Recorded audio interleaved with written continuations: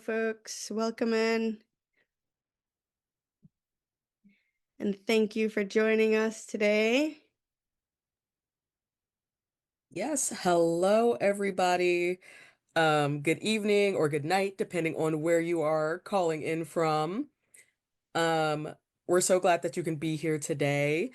If you can take just a second, we do have a poll for all of you to answer. Just a question about uh your status as however you're joining from as a student, educator, a supporter.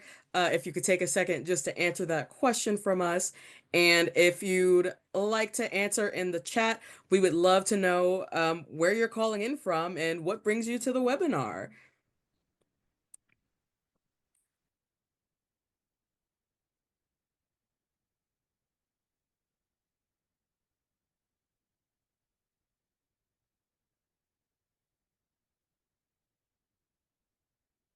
Very exciting to see so many students who are joining us. Oh, from Portugal, Marta, we've got some folks from Portugal. Very exciting. From Mississippi.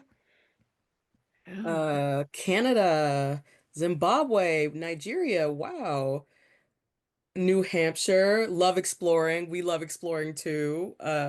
We have some wonderful explorers here to speak to you today.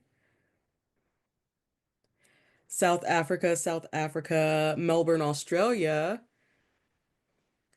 Uh, Marine education programs. That's awesome. oh, Ahmed, hello. Good to see you again. We've got some Slingshot folks in the house, so welcome. Fantastic. And just so everyone knows, we'll get started in about another minute or so. So grab your water, a pencil, anything you might need to make yourself comfortable. But we'll kick things off here shortly. We'll get things started.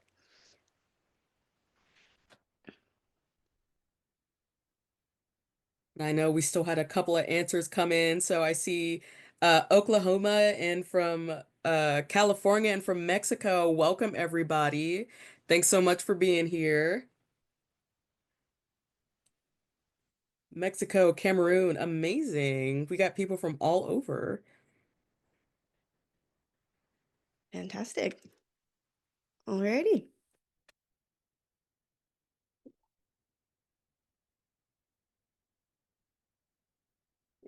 Second.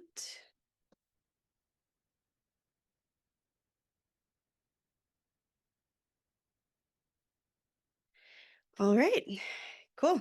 I think we're ready to, if you've got one last shot to respond to the poll, but if you've done so, then I think India, we're good to close it out and we'll get started here.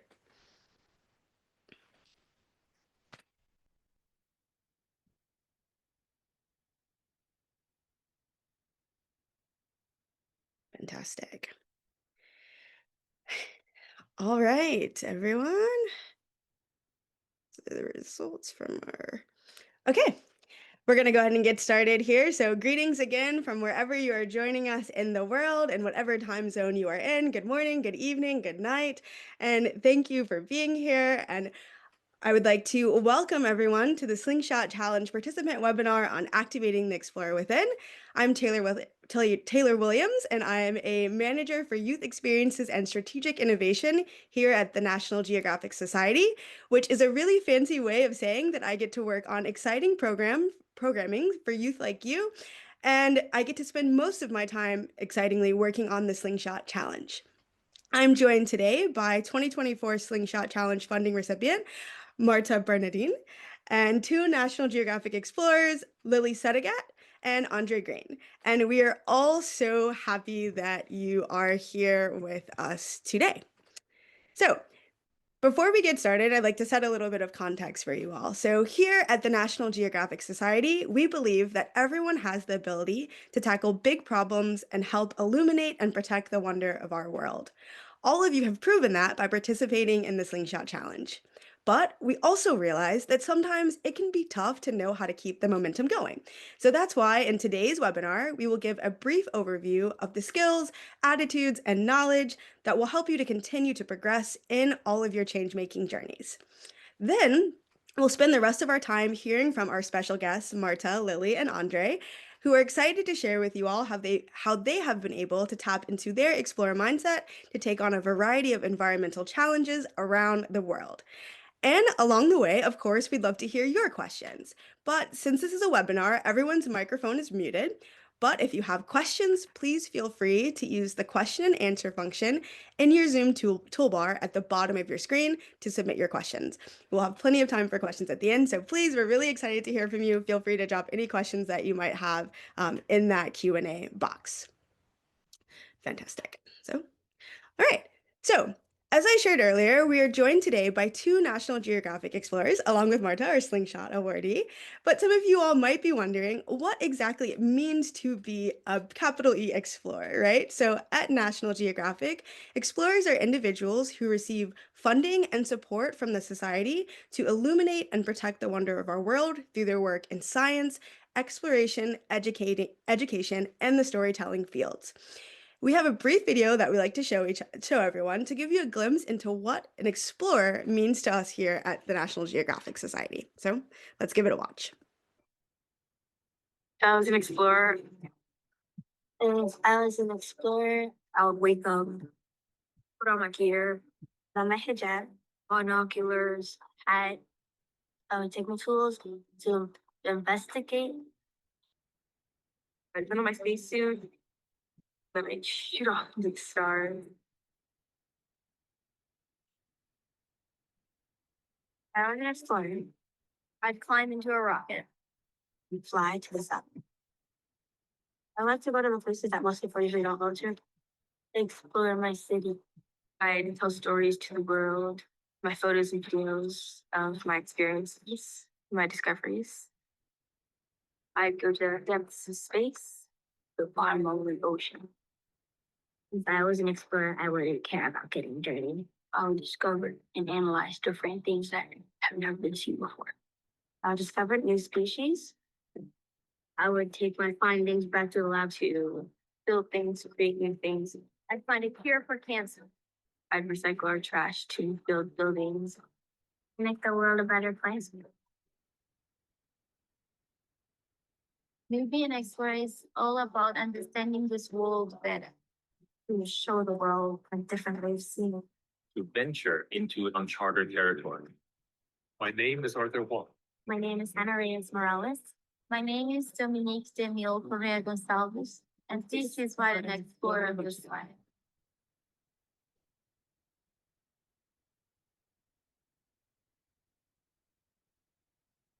Fantastic. I love that video. Every time we see it, it's just a great representation of how different our explorers are and all of the great interests and skills that they have.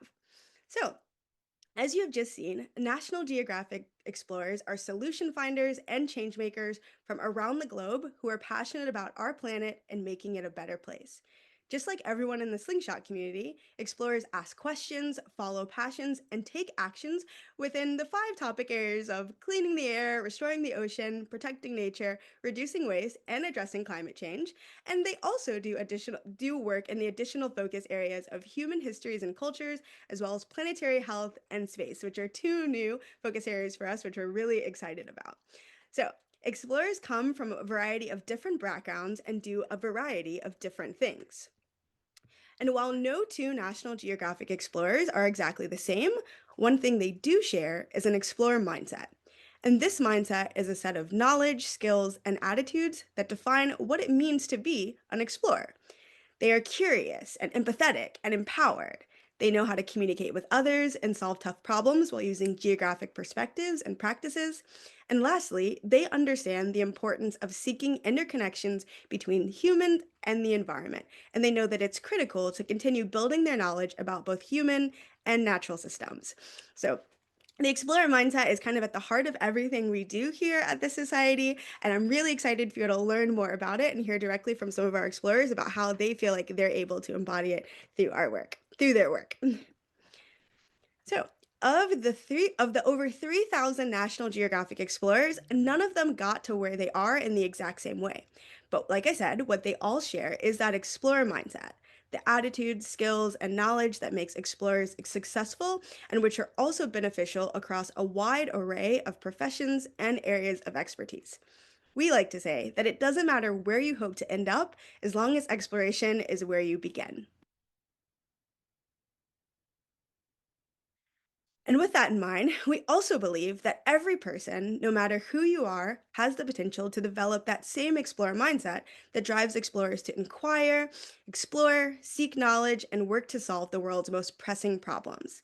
Likely, you're already partly the way there, but the first step is to reflect on that explorer that lives within. So, what do I mean when I say the explorer that lives within, right? So, luckily, our panelists, Marta, Lily, and Andre, are excited to model that process for you all today.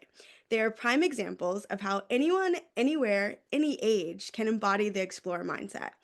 So, for the remainder of our time together, they will share more about their passions, their skills, and the actions that have helped them make an impact and bring about change around the world. I'm super excited to hear from them, and so I hope everyone is too. But before we jump in, I'm going to show you a little bit of what they're going to be sharing with you all today. So, we have asked each of the panelists to complete our Activating the Explorer Within activity. They have filled out a template just like this one with pictures, words, and colors that represent their explorer mindset or the attitudes, skills, and knowledge that they possess that make them effective change makers. As they share more about their experience, listen carefully and feel free to add any questions you have to that question and answer box, as there will be time for questions at the end. And they are super excited to hear from you. So, really, when we say ask any question, please feel free to drop them in that question and answer box. So, before we get started, I would like to more formally introduce you all to all of our guests. Our first panelist, Marta Bernadine, was a 2024 Slingshot Challenge awardee. As you all probably know, the Slingshot Challenge was launched 3 years ago by the National Geographic Society and the Paul G. Allen Family Foundation to identify and support the next generation of problem solvers, advocates, and stewards of the planet. So, Marta, would you like to kick us off and introduce yourself? Yeah, for sure. Thank you so much, Taylor. So you guys know my name. I'm Marta. I'm 19. I'm from Portugal as well, as I've seen some people in the chat. And I'm from the countryside, and my work is very specific in robotics. I built robots since I was 9 years old. But as I said, I'm from the countryside, and so I grew up really connected with nature, with my community. And as climate change started to impact these things around me, I decided to pivot my skills in robotics to try to solve these issues. So since then, I've basically been building robots that can help the climate and ecosystems in a certain way. Hence my project Trovador, which was a finalist last year, which is called Trovador, and is a tree planting robot to enable reforestation in remote locations. And I really hope that project might have inspired some of you to apply this year as well. Fantastic. Thank you, Marta. We're so glad to have you back and joining us and to be able to share about your experiences as a Slingshot awardee. So, Lily, what about you? Like I said, our next two guests, our next two panelists are National Geographic Explorers. So, I'd like to kick it off to them. So, Lily, would you like to introduce yourself? Yes, hello everyone. My name is Lilly Sedaghat. I'm calling from a time zone where it's 5:30 in the morning, so the light is going to change as the sun rises. I'm really, really excited to meet all of you from around the world. So I am a National Geographic Explorer and a multimedia storyteller. And my work focuses on nature-based and climate solutions, as well as the circular economy. So, more specifically, what that means is I go out into the world and try to understand humans' connection to nature, humans' connections to the place that we call home. And more specifically, even than that, it's about how do we connect to and manage our resources. So, from the plastics we use in our day to day lives to the plants that we see in our neighborhoods. And I believe that by understanding the local resources that flow through our day to day lives, that we can find ways to use these local resources to find local solutions to local problems. And all that we need to do is connect to and understand the places or place we call home and find a way to contribute to it. So I'm really excited to share with you my National Geographic journey story and teach you more about my journey through India, Bangladesh, Taiwan, and Japan as we find this way to connect to our resources. So really excited to meet you all. Fantastic, Lily. Locality is such a focal point for the Slingshot Challenge, so I know everyone will be really thrilled to kind of hear your expertise and listen to your story more. So thank you for being here with us today. And Andre, would you like to wrap it up for us and introduce yourself? All right. Thank you so much, Taylor. And it's wonderful to have the opportunity to interact with you all today. Um, my name is André Green, and I'm joining you all from Ohio in the US. And I'm a professor at the University of Michigan. And what really captures my imagination is thinking about the making the connection between the A's, C's, T's, and G's, the DNA that all organisms on the planet are comprised of, but there's remarkable diversity on the planet. And how does that diversity come to be? What are the kind of rules that translate that sameness into all of the kind of wonderful differentiation that we see? And so that is kind of my ultimate goal as a scientist. And in particular, the biology that I study is actually the monarch butterfly migration, which is really kind of famous in particularly North America because you have these individual butterflies that will migrate across a continent to very particular locations in Mexico every year. And understanding how they are able to do that has really kind of fueled my own interest in having this really publicly recognizable example of how you go from DNA to something that seems really complex yet beautiful. And so that is what I work on in my own lab. And so I think about observing the world really carefully. In what ways can I measure certain things about the natural world to try to understand it? And then bring that into particular kind of rules that I can use that we can use to better understand our world. Thank you, Andre. It sounds like a lot of your work is about illuminating things that are so magnificent and wonderful that are happening in front of us and kind of helping us understand the mechanics of how they work, right? And that's so great. Illumination is such an important part of our mission here at the Society. So I'm really glad that you're here as well to be able to share with everyone a little bit more about your work. So, those are our guests, everyone. They are all excited to be here, and we are also honored and excited to have them here with us as well. And now that they've introduced themselves, thank you all for doing so. I think we can jump right into thinking a little bit more about how you all have worked to activate the Explorer within. So let's get started. Um, of course, the first section that we're going to start with is going to be our head section. And from looking at the template, you can see that this section provides an opportunity to reflect on our passions, our topics of interest, and any big questions we may have. So I think a great place for us to start is with a big question, right? So Marta, we'll start with you. What would you say is the big question that drives your change making? Can you talk us through what's in your head section? Yeah, so this was an actually really one hard to think about because I don't know, I'm just a very curious person. Um, but ever since the Slingshot Challenge, I had the honor of meeting a lot of explorers, some here in Portugal, some in Washington, others even in Switzerland, for example. And there's one thing that I found that they all have in common, and it is mostly the bravery, the boldness of stepping out of their comfort zone to impact others. Sometimes people who are in their community, but sometimes even people who are really different from them and who they care for. And for me, that doing that adventurous work took a lot of bravery. So I started to fear a little bit that I wasn't brave enough to one day achieve such big goals and such big impact. But I came to the conclusion that maybe being an explorer is something that you grow up to be, and you can grow up to become. So every day since then, I kind of been asking myself, how can I be braver and therefore further the impact that I want to create with my work? Yeah, and I hope that maybe inspires some of you as well. You've inspired me. I literally have chills just hearing you even give that answer. Bravery is such a key to things, but also really challenging. So it's really great to hear you be honest about kind of your journey trying to build up your courage because it is a skill that we have to develop. So that's excellent. Thank you so much, Marta. And Lily, what about you? What would you say is kind of like your big question that drives your work?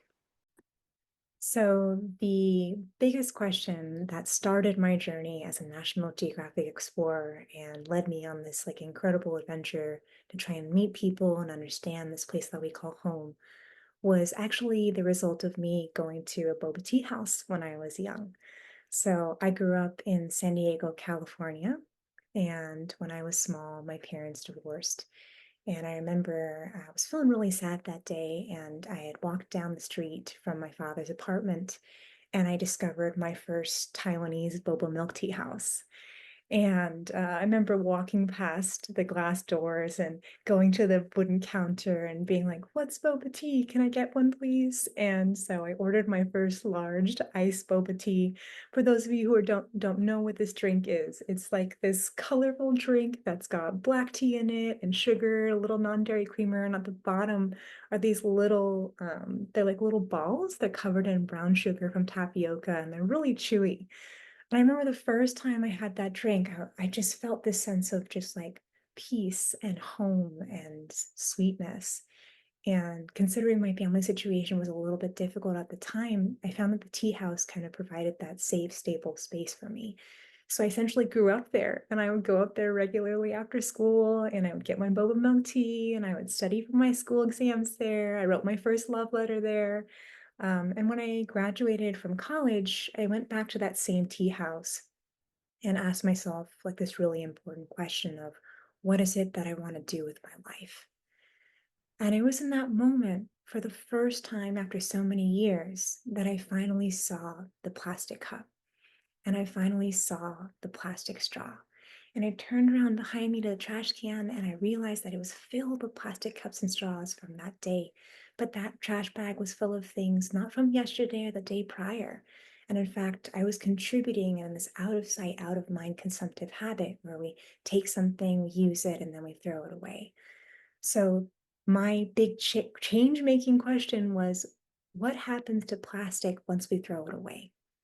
And so I applied for a National Geographic grant to study this international plastic supply chain that connected my small hometown in Southern California to an island 7,000 kilometers away in the Pacific. And that launched this huge and amazing journey where I followed trash trucks through the mountains of Taiwan. I went and visited incinerators. And I think more importantly, I was able to meet the people who take care of our trash. You know, most of the time we kind of just throw something into a bin. Sometimes, unfortunately, people throw it into the ocean or onto the ground. But there was a group of people in this place who would like collect the items, they would sort them. And then once they did that, they would transform these same plastic teacups into the most amazing things. Things like blankets, things like clothes, things like shoes, things like calendars and pens, even building materials. And the craziest thing is you could take the boba tea cups and make them into like high-tech urinals. I was like so surprised by that. And these people showed me that there's a different way that we can not only understand our resources, but manage them. And I found that so, so powerful from a place that I didn't even have a connection point to. I was just using things. But suddenly it opened this world of what can we do? What can we explore? What can we see? And that led me to the work that I'm doing now, which is about the circular economy. And they said, imagine a world where you could take something and make it into something else again and again. And it would be modeled after nature, where there's no waste in nature, where everything that we make and we use and we take has a second, third, fourth, fifth life, that it can transform its purpose over time. And in a sense, I thought, wow, that's just like us humans, right? So we start out maybe as kids and we go to elementary school and then we've got middle school, then we've got high school, then we become all these different things when we grow up, but we don't just stay the same. We change over time. And each that phase, we have a purpose. So why can't we make things and manage things with our resources in that same way that allow us to connect to the place that we call home? And by understanding the things that we use, we can remake them into something spectacular. So that's the journey of how I started to be a National Geographic Explorer. Oh, that is great. The elements of connection to your local community, but then also to yourself and this evolution. It's really fantastic. And I know that this waste management idea touches so many areas of the world, right? No one is exempt from this. So I'm really glad that to kind of hear how you came into that journey, and hopefully it'll inspire some of our young slingshot participants out there. We had a lot of videos about waste management this year, so that is fantastic. And they are very into the circular economy. So we have a lot of folks who are working out there with you as well. Fantastic. Thank you, Lily. And Andre, what about you? What's going on there? What's kind of your big question? Yes, and I will actually start off kind of like Marta and Lily have in thinking about how I grew up because it was really important for making me curious in the first place and then the types of questions that I'm interested in. So I also grew up in a rural place in rural Louisiana, actually. And I think about the all of the opportunities that I had to be outside and basically just observe.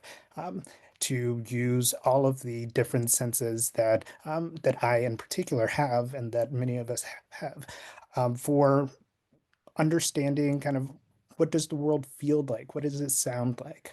What does it look like? Um, what does it taste like?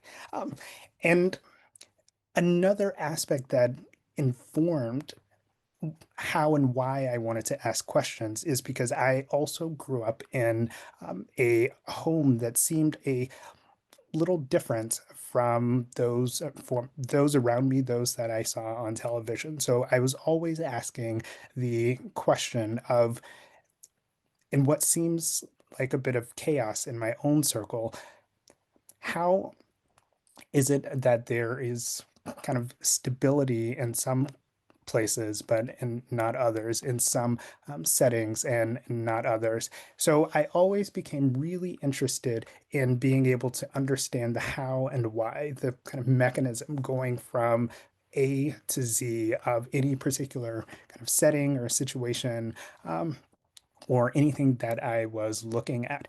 And so that really kind of started me on this journey of getting towards, well, if we see these complicated things in nature, but we know that they're built up of chemicals and molecules, and in biology, we think about DNA, so A, C's, T's, and G's. How can I kind of build the steps in between those DNA molecules to monarch butterflies migrating thousands of miles across a continent? Kind of what are those steps in between? So those are the images that I have, and kind of within the head of this of my image here, I have those senses that are required in order to address a problem like that. We have to keep our eyes and ears open and thinking about how we're observing the world, taking in that information. And I also wanted to encapsulate them within a heart because it's something that I probably didn't fully appreciate, or maybe something that was happening in the background all along. But I recognize now, especially in my work with monarchs, about how opening my heart to the world, to the people around me, it's been critical to understanding kind of the real question at hand, thinking about how different things are interconnected. Because in order to understand how you go from DNA into kind of monarch migration, you have to understand how they're connected to the plants that they live on, or to the people who are observing them as they're flying towards Mexico. What do they mean to people in these different locations? All of these different questions that I didn't anticipate whenever I first started this work have become critical for me being able to kind of really answer this question that I started off with about the connection. So, Oh, that's great to hear you talk about connection making, right? Because that is such a critical skill to explorers. And we found like everything is kind of connected, right? And so excited to hear the ways you've kind of moved through where that spark for those connections started and how you've been able to kind of build upon them throughout your career and your work. It's fantastic. Well, thank you all for sharing a little bit more just about your passions and your driving questions. I think next we'd like to transition into kind of our body section of the activity. So I'm this gingerbread person in the body. This section represents a section where we can highlight the skills that we already have, but also really importantly, skills that we are eager to develop in the future, right? Because we always want to be constantly growing and kind of evolving our skills. So, Marta, can you share a little bit about what skills you have developed the most kind of throughout your change making journey? Yeah.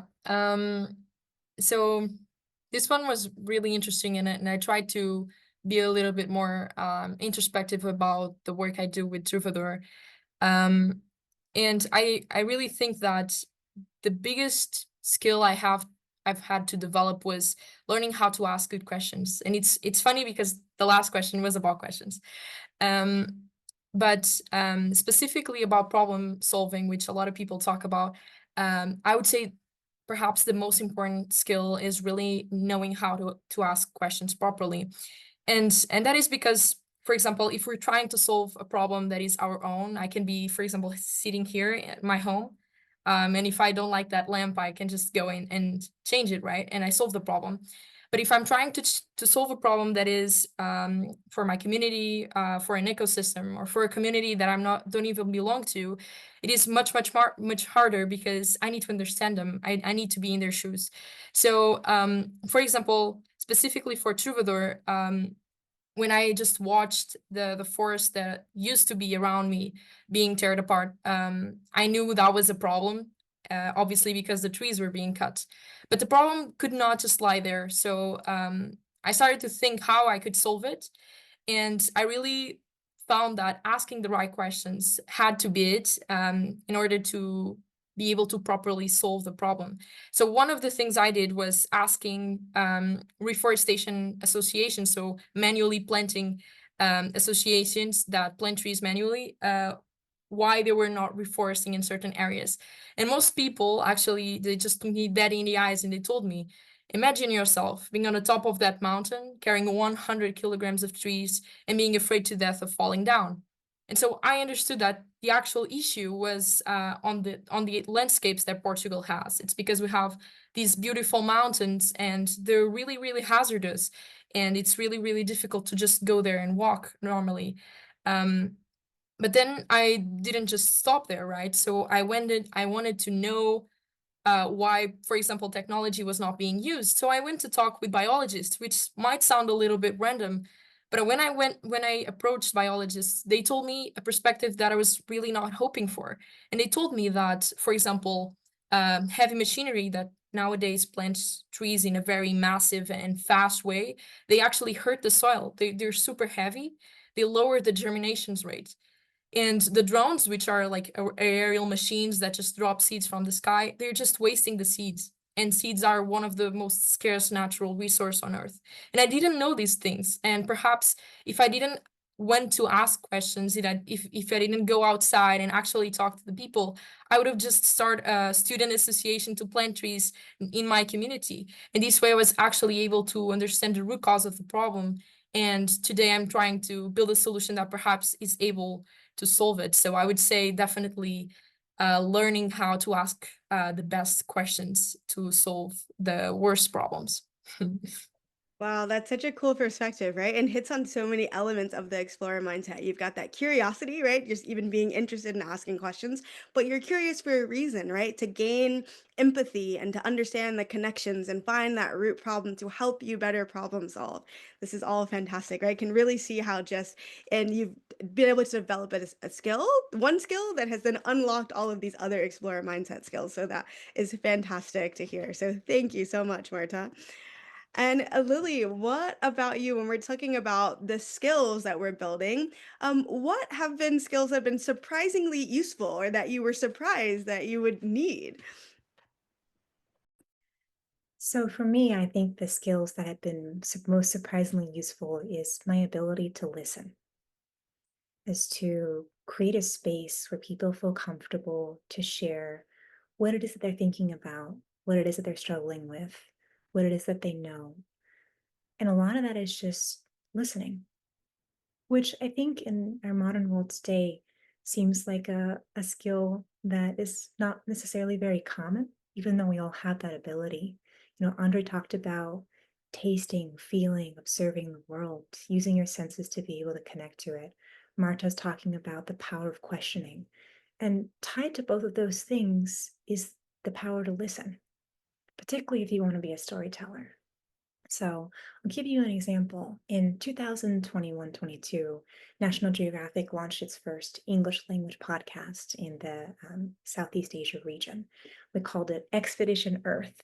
And it was a really great way to be able to interview over 16 explorers, National Geographic explorers working in the region on things from ocean conservation to forest conservation to diving into these amazing caves in Vietnam and discovering new worlds. And a lot of it was about creating a space for explorers to share what it is that they're doing so that people can see that there are a lot of people on our planet doing things for our planet, doing things trying to make things better. But of course, in order to inspire people, storytelling is at the heart of all of that. So you have to ask the right questions, as Marta said, but you also got to create a space where people feel comfortable to be able to share with you. And I remember in my interview with Anne Dumoulin, who's a wonderful National Geographic explorer based out of the Philippines, who does incredible conservation work for the Masungi Geo Reserve, we were able to create a space where I could tell something was on her mind. And, I asked her, "Are you okay?" And I just hold the silence. And then she opened up and started to share about how just a little bit ago, the rangers who were protecting the forest were shot at night. And even though they almost lost their lives, they came back to their stations 3 days later because they cared about the forest, because they knew nobody else could do the job that they could do, because they knew they had to be there to protect the trees, because protecting the trees meant protecting the people, 20 million people who lived in Manila downstream, because when rainstorms come, the trees can divert the water and prevent flooding. And she started crying, not only out of frustration, but then out of pride, that even in these moments of difficulty, that people will do what it takes to protect the things and the planet that they love and the people that they love. So being able to listen and create that space allowed that story to come out that I think was able to inspire many people who had the opportunity to listen, and hopefully you folks as well. But the flip side to that, because there are things that we're good at, right? And the things that we want to improve on, is there is a time where I was in Taiwan and I had the opportunity to interview a big CEO of a plastics company and really get a lay of the land as to why are they using it? How are they using it? What is the market? And I remember going into that interview being like, I'm going to listen. I got this. I'm just going to go with the flow of the conversation and be my naturally charming self. And I went there. And after 1 hour speaking to somebody, I left feeling as though I had missed an opportunity to learn something important because I wasn't prepared with the right questions. To Marta's point. So I learned that yes, the ability to listen is so, so critical for storytelling and for just being a human on this planet and as our understanding. But showing up to things prepared, having a set of questions so which you can guide and understand the way you see the world, so that you can take that information, bundle it, share it with others is really, really important. So that was a big learning point for me. I felt like I kind of wasted his time, but I was growing up. But I realized at that moment when I left that office and walked home that day, that part of being an explorer is a lifelong journey. And maybe you start with a question, maybe you start with a skill, maybe you're in a certain stage of life. But exploration doesn't just start and end in a single phase. Exploration is over the course of a lifetime. And we're going to grow and we're going to change and we're going to make mistakes, and that's okay because we're on this journey for a lifetime. So that's my story. Oh, we absolutely are, right? And it's ever changing, ever evolving. But like we said, having those explorer mindset skills, they really put you on the path to end up where you're supposed to be, right? To follow your own individual journey of exploration and evolution. So yes, thank you. Thank you so much, Lily. So now that we've talked a little bit about the skills that have been really helpful, the next section of the gingerbread person is the feet. And in this third section, we like to think about the actions we have taken or that we specifically want to take in the future. And sometimes we're even so specific as to say, what do I want to do in the next 6 months or maybe in the next year? So now we'd like to hear from Andre. When you're thinking about your work, right, how do you even decide what steps to take next? So could you share a little bit more about that? Absolutely. And actually, I think this may follow, or follow what Lily was getting at, and or one of kind of the points that Lily was mentioning of initially having in mind an initial destination, because one of the important things is allowing your destination to evolve, as you experience more, as you take in more information. Allowing yourself to change with it, allowing your questions to change with it. You go in with initial questions. How are those questions changed whenever you learn new things, whenever you encounter new settings and information? Um, and for me, the project that I've been working on and kind of most closely associated with my Explorer work, I've been working with um, colleagues here at the University of Michigan, and we are, in order to understand how monarchs are making this migration, we are interested in tracking individual monarchs. So using kind of tiny sensors and understanding what type of environments are they spending their time in, and how are they kind of making decisions in order to get to these kind of central locations in Mexico. And as this project started, I had an idea of what we would need in order to complete this work. Um, but what I didn't anticipate was how much I would be interacting with lots of different communities. For example, um, local communities in Mexico that have such a strong cultural tie to the monarch butterflies. Um, Talking with them, there's so much knowledge that they have about the history of these butterflies that would be so strongly of interest to us in how we kind of develop and design our experiments. But I have a barrier because I have an introductory kind of level of Spanish language ability. And so what became really kind of apparent to me was I want to become fluent in Spanish so that I can hear those stories about how people have observed them, how they have observed monarchs changing, their patterns changing. And so that can be really important for informing the science that we're doing. And so, again, as Lily was saying, we're forever learning. And so think about, I have on in my feed section, I want to be fluent in Spanish within a year. So I have hola on the side. As well with this tracking project, one thing that we also have to, or I've also had to kind of remain open and thinking about is how is the world changing around me? What new technologies are becoming available that I can kind of incorporate into the work that we're doing? So I think about how artificial intelligence or AI is kind of really revolutionizing how we can ask and address questions.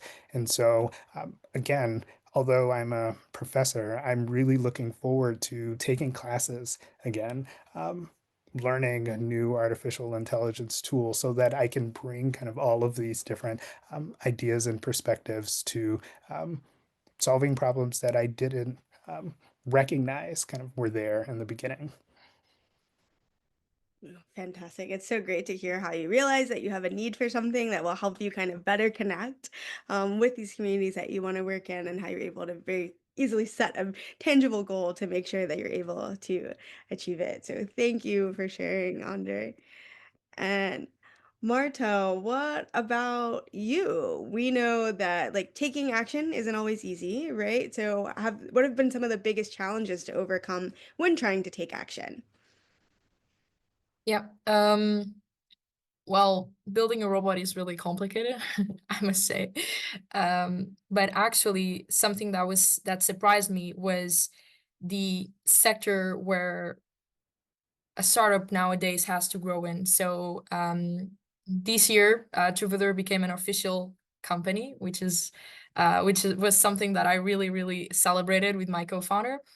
Um, and the thing is, when you have a company or a startup in this specific scenario, the environment is not really lean towards impact. A lot of people talk about like impact startups and all that, but at the end of the day, what this industry and sector is commonly interested is if you can become a unicorn, if you have enough revenue, profit, um, and by far the biggest challenge that we have experienced is when we approach an investor or a partner or all of these huge players within the startup ecosystem, is to share to them more than just numbers. And it is hard when someone is asking you for the growth and the profit and all that, and you care more about the impact you're actually able to deliver. And most important of all, if you're actually if you're not making more harm than good, because that's what sometimes happens. So nowadays, what I've been trying to face with myself is how can I inspire them to have the same priorities as I have, either through storytelling or really to bring them to my reality and to the people who actually live in these rural spaces, which is not commonly easy. But it is really trying to persuade them in a way to care about something more than just money or capital in this sense. So yeah, for sure, dealing with the startup ecosystem itself. Yeah, that totally makes sense, right? I think there's always a sense of folks are going to have kind of priorities that might be different from our own, right? And so to find a way to be able to still find the success according to our definition while also working with them can be challenging, but it sounds like you're doing a fantastic job then. Congrats on becoming an official Thank you. company this year. That's very exciting. And so for the last section, I know we want to leave room for time, so I'll ask both of you guys to kind of answer these quickly, but we definitely want to hear about your background. So first, in this background section, we like to highlight it because we all know that change making is often a collaborative effort, right? You can't really do it by yourself. So in this section, we like to reflect on our partners or supporters that we have previously worked with, or folks that we hope to work with in the future. So Lily, if you could just briefly tell us what are some new connections that you're looking to make and why? So I want to learn more about plants. And in fact, I was reading a book, Braiding Sweetgrass by Robin Wall Kimmerer, and she talks about how names are so important because they develop a sense of connection to people. So you know the names of people that you love, you know names of people who are close to you. So if we're trying to extend nature into our family, why don't we know their names? Mm. We should come to know their names too. So I live in a place now in Kaohsiung where it can get up to 35, 40 degrees Celsius in the summer, and it gets really hot and humid. And so I was looking into what are some of the ways that plants and their amazing ability to create shade and do transportation and evaporation help keep things cool. So I reached out to a professor at a local university who specializes in green walls and this thing called urban greening. So people will be able to design in the buildings that they make, both around the buildings and on the building walls. They'll add trees and plants and vines. And all of these different plant life will come together to create the shading, where sometimes you can get a feeling of having like 15 degrees cooler from the inside of the building. Or if you've ever stood underneath the shade of a large tree on a hot day, you know how much cooler it feels versus like concrete and there's no shade at all. So I reached out to this professor because I was really curious about what are some of these nature-based solutions that we can apply in these areas that are being more and more affected by climate change. And she led me on this amazing journey And she was really excited that somebody was interested in her work. And she showed me all the green walls in her hometown and city and let me go to a manufacturer that makes these green walls. And they talked about how it's important to see these plants and trees as another form of life, not as something you hang on a wall and leave, but something that you have to nurture and care for and make sure that they're watered and they're cool and that they have what they need. And all of a sudden, it opened up this world that these living green plants and walls, the trees, the rooftop gardens, all of these things are not just important for us to have in terms of cooling, but they bring in biodiversity back into urban communities. They allow for air filtration. They allow us to be able to feel actually less depressed and less anxious because we as human species feel so much more calm and at peace when we see green. So it became this whole exploration of how do we extend this notion of our family? How do we tie our human world to the natural world? And many of you perhaps already feel like you have that strong connection. I can remember a community that didn't have that strong connection because my family immigrated to another country. So for me, it's about unraveling this sense of how do we connect and reconnect back to the world. So that was a really cool connection, and I'm very excited to learn more about that. Oh, we can't wait to see how all of the new knowledge you gain about plants kind of gets integrated into your work. So thank you for sharing.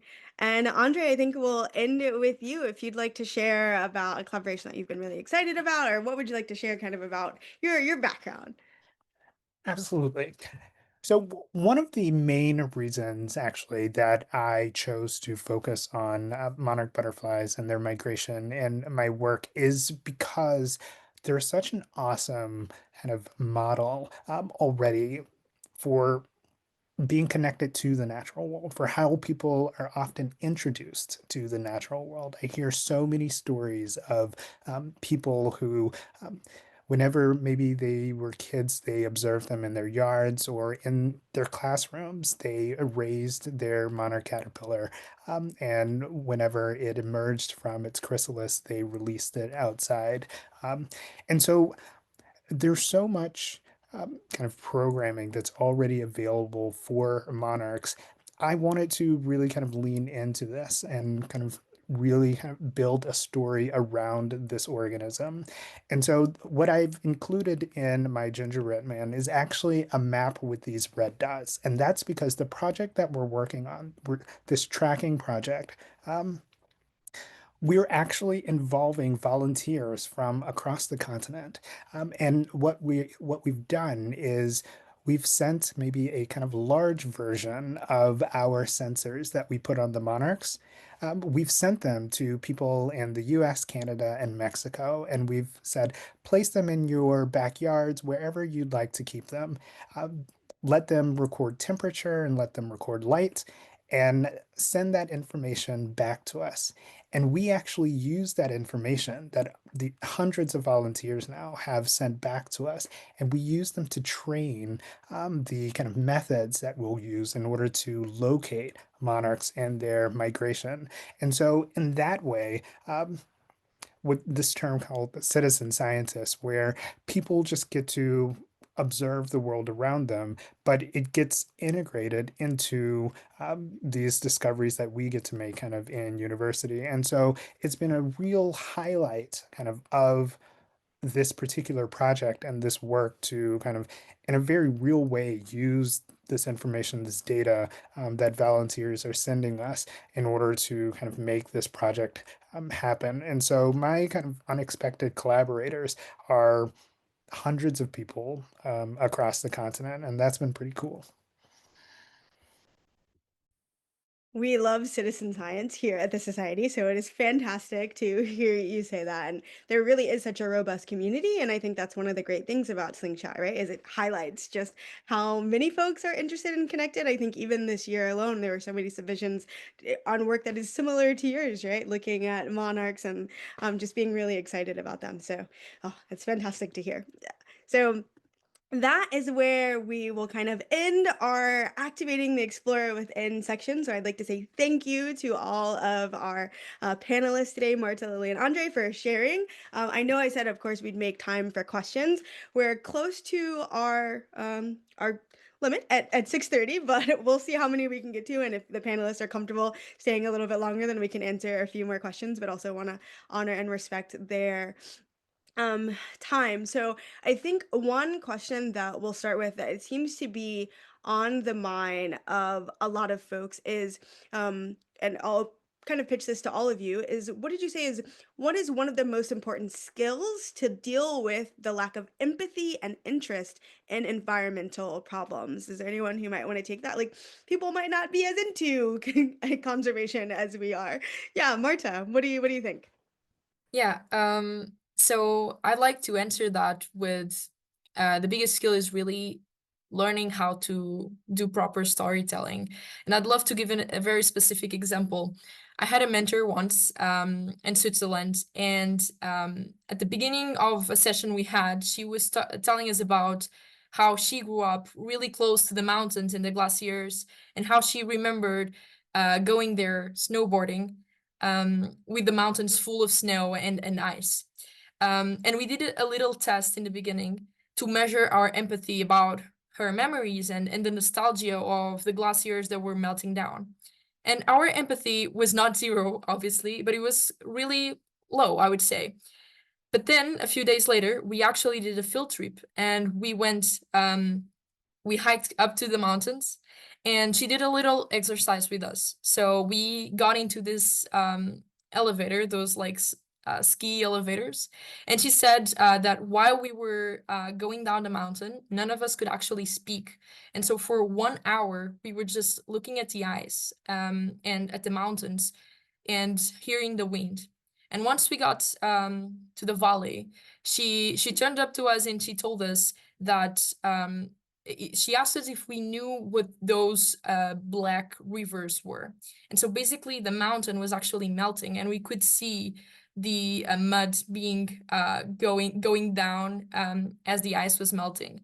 And she told us that that was the mountain crying for help because the ice was actually melting down. And for someone who was born there and actually grew up playing in that snow, seeing the mountain crying for help for something that is just worldwide fault, I would say, was made her feel really incapable of helping those memories. And so we did the test again, and our empathy was actually way, way higher. So one thing that I'd like to inspire all of you is never to give up just because someone doesn't understand your problem. You just need to shift a little bit of your message and maybe bring them to your own reality. Because if someone experienced the same thing as you, I'm most likely sure to tell you that they will care just as much as you do for it. Fantastic. Thank you. And thank you to the person who submitted that question. It was a fantastic question. I think another question that we have, maybe for Andre or Lily, what are some of the resources that you use most? Have there been like websites or, tools that you've found the most useful?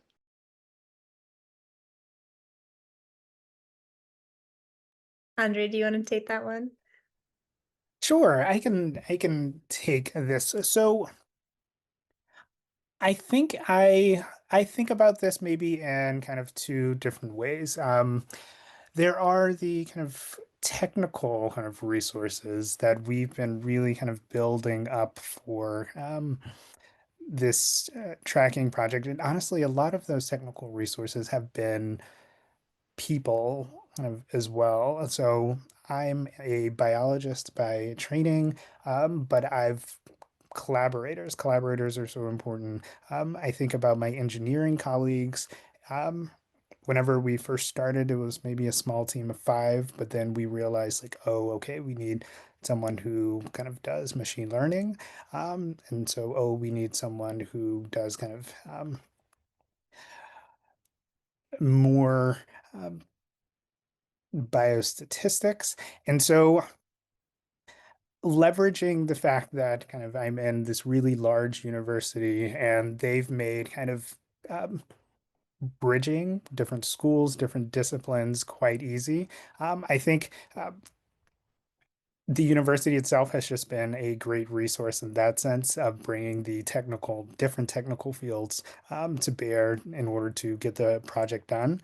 And then on the other side is whenever I'm kind of out in the field and meeting new people, and this theme that has been recurring of listening to kind of stories, it's actually been a really critical resource. A practical thing is thinking about is if I'm looking for kind of monarchs in a particular location, the people who know best is the people who live there and who are there every day.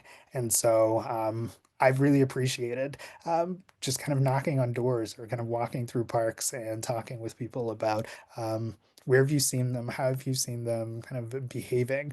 And so I think those are probably a few of the resources that are kind of coming to my mind that's been really kind of critical for what we've been doing recently. Fantastic. And it's cool to think about other folks as resources, right? As like these sources and wealths of knowledge and being the experts in their own experience. And I think kind of related to this, I'll take one more question is, so what are some of the successful strategies for building trust and rapport with local communities, right? I think you talked about, Andre, like, I want to go knock on doors and I want to hear straight from the folks, but how do we do that ethically? How do we build that trust and that rapport with folks? So I'll answer that question if that's okay. Yeah. Um, so it actually ties very nicely to the first question that was asked too about how do we get people to be more environmentally empathetic? And so I live in the southern part of the island of Taiwan. Mandarin is not my first language, it's my third. But like Andre, I've wanted to make it a point to understand local stories. So I've learned Mandarin and try and use that to communicate and to talk with people because they know their stories better than everyone else. But I live in a neighborhood where very few people look like me. And the people who look different are considered to be international folks. And there's a series of perhaps perceptions and ideas about what international folks are and how they act. So I found that the best thing that I can do to build trust and have people now recognize me in the neighborhood is to first smile. Always the smile is an international language. The second thing is to wave. The third thing is to be consistent. To build trust with people means you become a part of their lives. If you want to understand their stories, if you want them to understand your story, you need to be consistent. You need to show up at that milk tea place every day with your reusable cup so that they know that you're the person who's about reusable cups. You need to show up at the supermarket every day and you get to talk to them and ask them about their day. And that level of consistency then becomes an opportunity for you to introduce yourself and to ask questions slowly over time. And that's a way for them to understand you. And once they feel comfortable with you and you become a part of their life and a part of their community, a part of their neighborhood, then they begin to ask you questions. And then you don't share necessarily like your ideas about something until they feel open to share theirs. So you're not forcing your ideas onto anybody, but you're demonstrating you're there to be a part of the community. You're there to listen. You're there to learn. You're there to contribute. And that sense of human connection is what allows for us to be able to build that empathy for each other and to build that empathy for the environment. Because I can tell you, we're all a part of this planet and we all have stories that connect us to the earth. And sometimes it just means asking a few questions, smiling a few smiles, and discovering the wonder that we see in the world together. That is fantastic. Thank you so much, Lily. Yeah, it really is. I'm trying to keep my smile on this whole time, partly because I'm having such a great time, but because agree, it is a universal language. I think we'll take one more question. I think it's a good way for us to kind of wrap it up. And Marta, I'll pitch this to you. I think someone asked a little bit about like, can this project help them in their future studies or their career? So, would you be willing to talk about just how you feel like your experience with Slingshot, not only as an awardee, but just even the process of creating your video, right, and submitting to the challenge was really helpful or has been helpful to what you're doing now and your continued career and educational aspirations, I guess. Yeah. So even before starting to work in robots that help climate in any way, I was really, really aligned with the robotics and engineering track, I would say. And I had this huge perspective to my future of doing a very rigorous career in engineering. But ever since I started to build robots that have some more purpose than just because they're cool, my mind actually opened a lot. And one of the things that inspired me a lot of attending the Explorers Fest last year was meeting an explorer called Farwiza Farhan. And her story really, really impressed me. She spent over 7 years fighting in court for the protection of her forest, or a forest she lives nearby, and she lost. And 3 years later, she came back and she finally won, which makes a decade of fighting for a forest. But her words were not empty or tired or exhausted. She was actually really fulfilled and happy. And all that fulfillment inspired me and made me wonder why I was not feeling that in my own aspirations and goals in just engineering and in just robotics. Um, and ever since, I've really embraced the idea that this meaningfulness of our work is what actually drives us to wake up every single day, to work late night hours, and to really smile even when something fails. So definitely this process has changed a lot, the perspective that I take into my future. Today, I don't want to work just in robotics, and I definitely know that in order to run the extra mile or put some more effort, I need to see some purpose behind the work I'm doing. Obviously, the storytelling of submitting a video for the Slingshot was a really great experience on learning how to even share my voice and what I believe. And today, when I pitch Trovador in some conferences, when I talk to people in my community, and even when I just share what I do for a living, and that has become a great tool to inspire others to come along and maybe do their own projects for things they care about. So definitely everything that you perhaps had to develop to submit the Slingshot will be useful for your career. At least, or yeah, at least to know that you care about something else than just regular academic projects, as a lot of people love as well. Yeah, fantastic. Thank you. Yeah, there's so much that kind of goes into the whole slingshot process, right? From identifying your idea or your problem within your local community to storyboarding and crafting your story, and then actually getting and editing and putting your video together. There's a lot of really useful skills that can be valuable across all sorts of different areas of expertise or academic interest or career interest. Also, we've had a couple of just kind of a larger kind of slingshot challenge questions, and some folks were asking about like, oh well, regardless of kind of like the outcome, is there a way to kind of like get continued support or things like that? And the answer is yes. We always encourage folks to resubmit to the slingshot challenge, and when the challenge opens again in the fall, there will be design labs where folks can come in and kind of get ideas and workshop their ideas. We even have specific redesign labs for folks who are resubmitting to the challenge, where we can give them specific kind of help, and we can look at kind of their previous video and think about, okay, well, what are some things we could do to kind of continue to grow and expand on this project or things like that. So we always encourage folks to keep thinking and building on their slingshot submission, so you can always kind of resubmit. But I know we've got a lot more questions in the Q&A. Thank you so much to everyone for being so active in the question and answer box. That's really a positive thing, but the downside of that is also that we can't always get to all of your questions. So I just want to say thank you. We saw you, and we appreciate you submitting them. But I think with that in mind, we're going to just close out a couple of things for the session. So I first want to start by saying again, thank you everyone for your fantastic questions. They really are spectacular, and I'm sure I'm going to go back and share some of them with the panelists afterward too, because I'm sure they'll be impressed by the questions that you all had. But We know that activating the explorer within may feel challenging, right? But the fact that you participated in the Slingshot Challenge and you attended today's webinar is proof that each of you already possess some of the attitudes, skills, and knowledge that comprise the explorer mindset. You all are curious, empathetic problem solvers who are skilled in identifying, understanding, and analyzing the important global issues that connect us all. And you will carry this throughout the many directions of life that your career, or your education, or just even your passions and interests may take you. So, we'd like to remind you to keep developing that explorer mindset, and we encourage all of you to keep working on your solutions for the planet, and of course, submit to the Slingshot Challenge again next year. We'd love to see some of you all back and participating again.